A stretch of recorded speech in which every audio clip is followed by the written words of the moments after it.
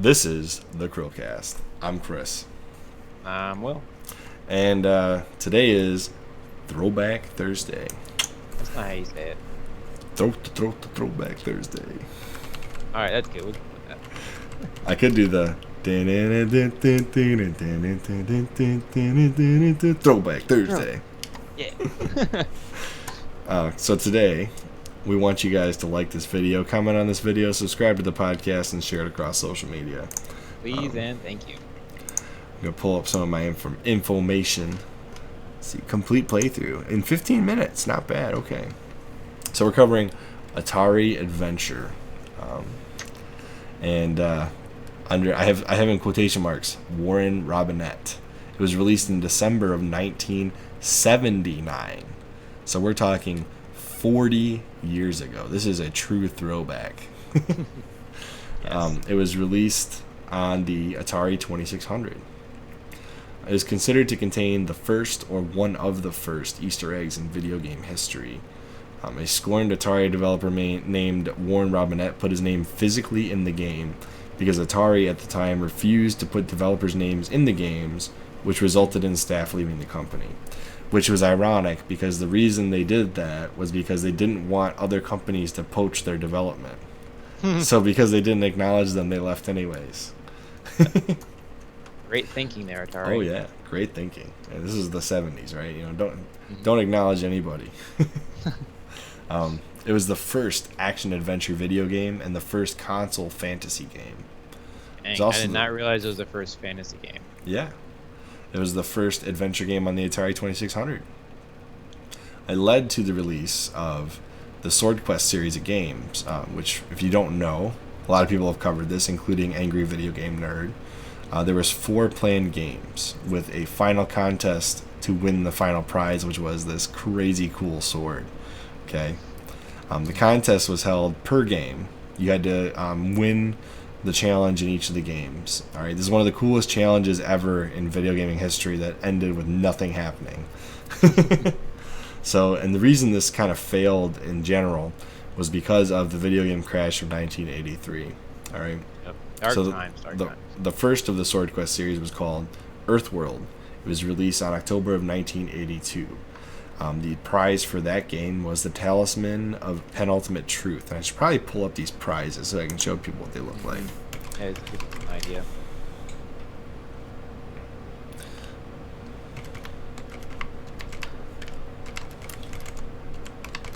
Swordquest prizes. See if I can find the image. Yeah, here it is.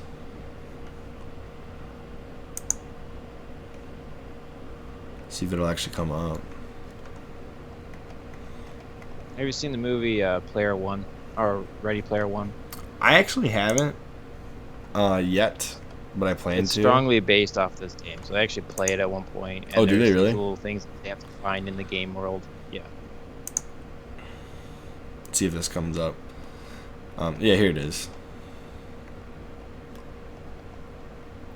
Let's see how this looks like on. Okay. There we go. So there's the Talisman of Penultimate Truth. All right, that was the what you got for winning Earthworld, and I believe that prize was actually given to somebody. There was Fireworld, released in February of 1983, which is an unfortunate year for any video game to get released. Yes. And the winner of that got the Chalice of Light, which I don't believe that was actually handed out. Waterworld had a very limited release in February of 1984 because that was post-video game crash. And the winner of that would have received the Crown of Life. Each of these items, by the way, were supposed to be like $10,000.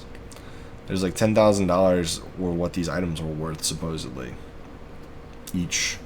And then Airworld, which was never released, although a comic exists, to my knowledge, for that game. And the winner would have received, what, Will? The Philosopher's Stone. Just like Harry Potter. Yeah, except that's the Sorcerer's Stone in the Americas. No, it's the Philosopher's Stone. Makes a lot more sense when you get into the alchemy of it. And like, yeah, no, it totally makes sense. But in general, the couple things I want to talk about is since this game is like widely considered the first game with an Easter egg in it, I just want to talk about some Easter eggs we've seen in other games and contests.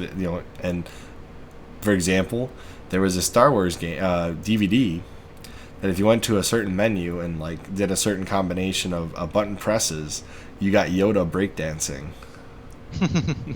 That's an Easter egg on a DVD. It was really cool. I think it was on episode 2, maybe. Oh, yeah. Yeah, it was hilarious. And then there was like a Mace Windu thing and like a Darth Vader thing. I don't remember. But the Yoda one I remember quite clearly because it was hilarious.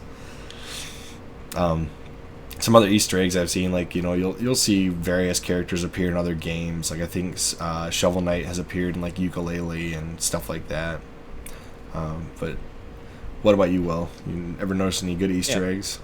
Yeah, so I think one of my favorite Easter eggs, I know is go back to Halo, but in Halo 3, you can find Jason Jones, which is the lead developer, to like in a towel, naked, dancing in the corner.